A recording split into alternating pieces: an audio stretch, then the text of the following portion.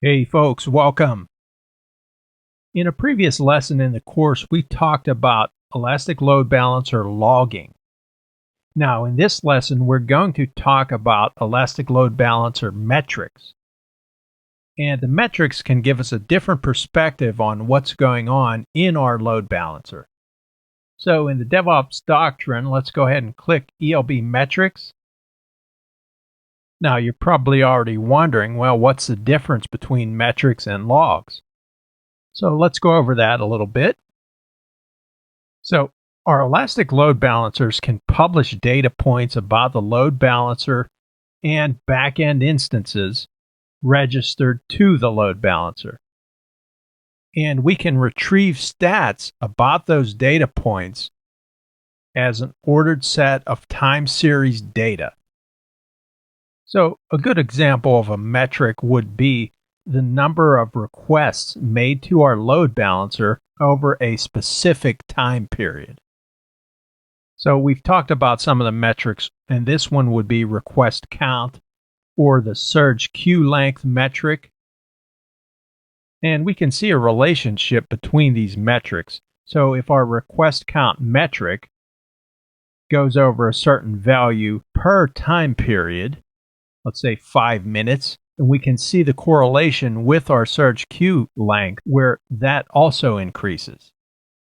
And where this can come into play is determining how you want to set your scale out events.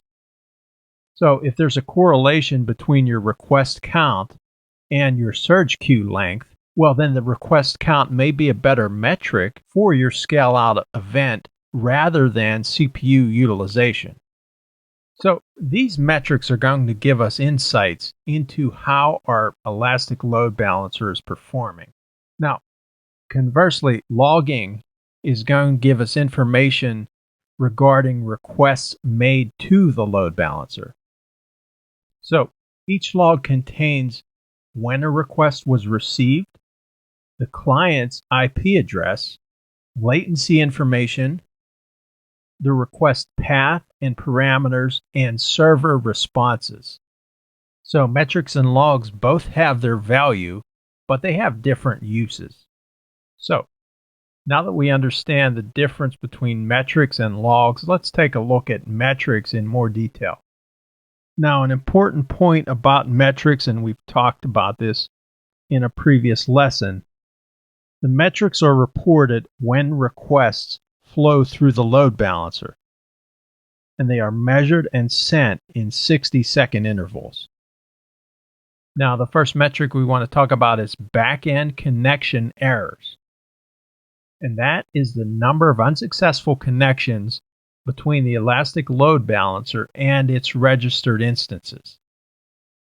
And this metric includes errors with health checks. Then we have healthy host count and unhealthy host count. And these metrics determine the number of healthy or unhealthy registered instances. And it's important to understand that if an instance is in an unhealthy state, healthy state being in service, unhealthy being out of service, it's still counted as an instance registered to the elastic load balancer. And oftentimes an unhealthy instance will come back into a healthy state. So it's just important to make the distinction between unhealthy. Even if it's unhealthy, it's still a registered instance. All right, then we have HTTP code, backend XXX, and this is the number of HTTP response codes from backend instances. And this can include 2XX, 3XX, 4XX, or 5XX response codes. Then we have an HTTP code for the ELB of 4XX and 5XX. This metric is for responses from the load balancer, not the instances. The HTTP code ELB5XX is reported if there are no healthy instances, or if the request rate is more than the instance or the load balancer can handle, which will cause a spillover. Then we have latency. It reports the time elapsed in seconds from after a request leaves the ELB to receipt at the backend instance. And this latency metric can help spot issues with backend servers. Next, we have the request count metric, which is the number of requests completed during a specific interval, 1 or 5 minutes. Then we have the surge queue length, which is the number of requests that are pending routing.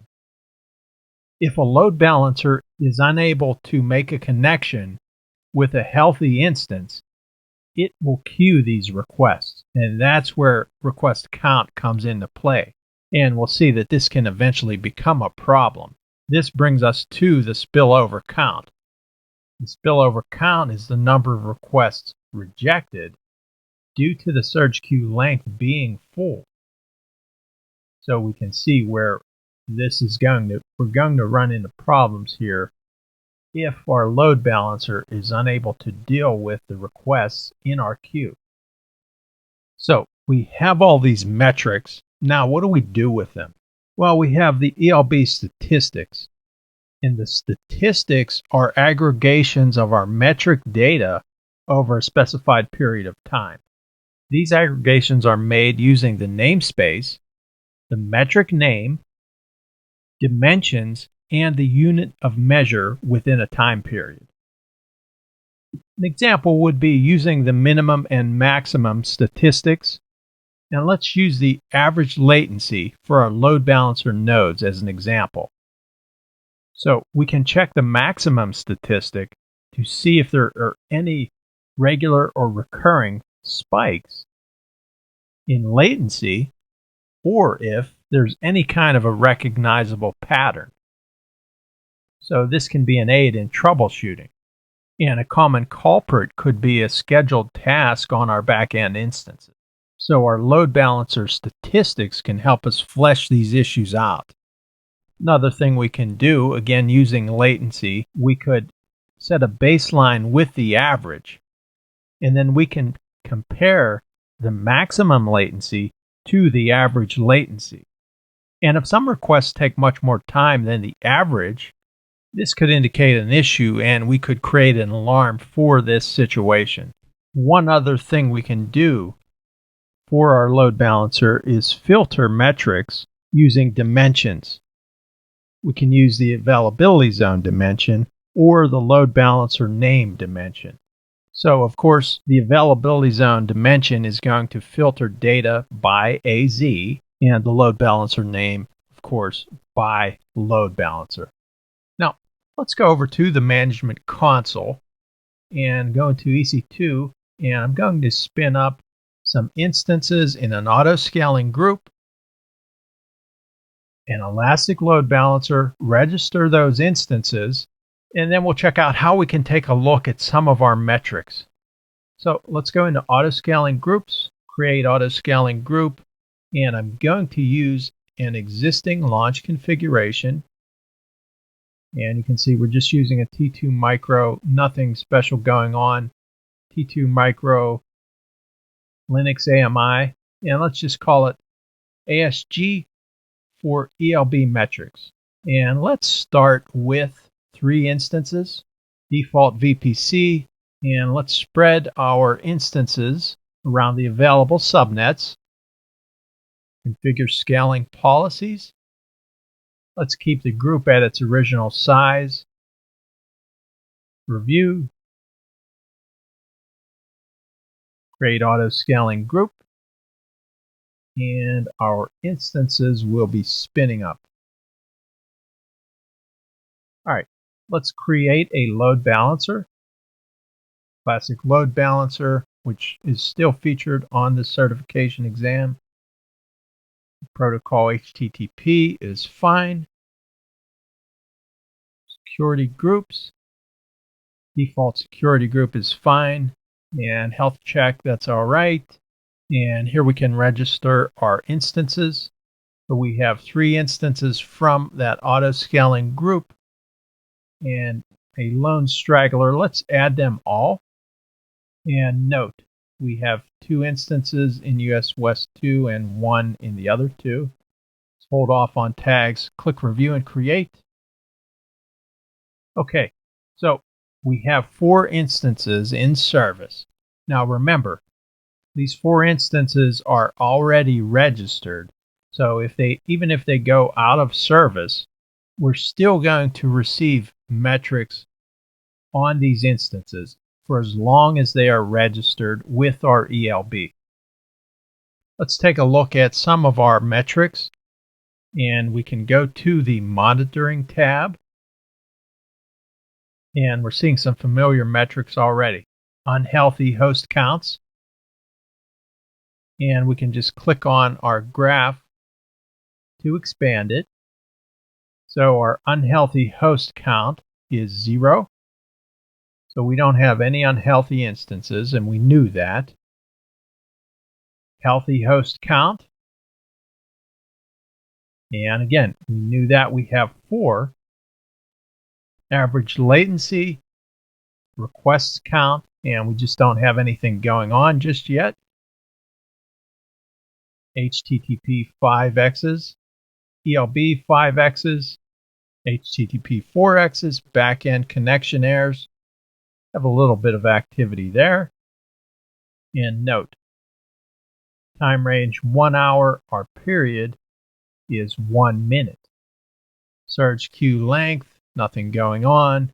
HTTP 2x's, ELB 4x's, spillover count. So again, for our Elastic Load Balancer, in the Monitoring tab is where we can view all of our metrics.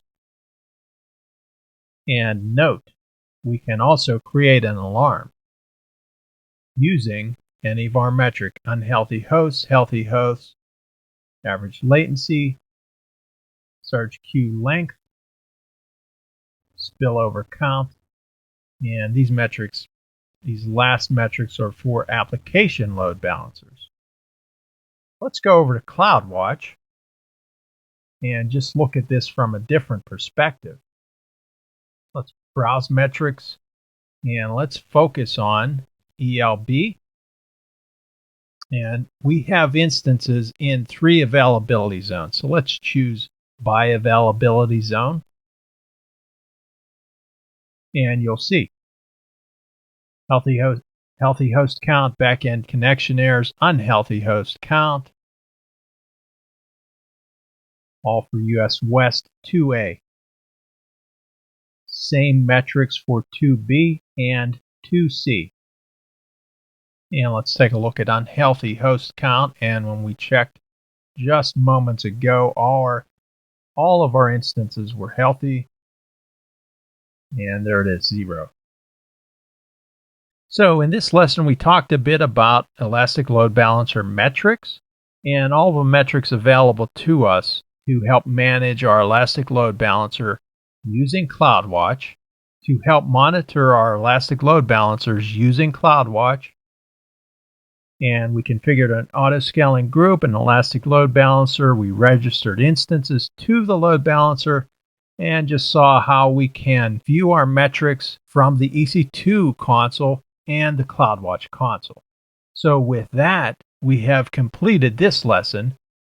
Mark this lesson complete, and let's move on to the next.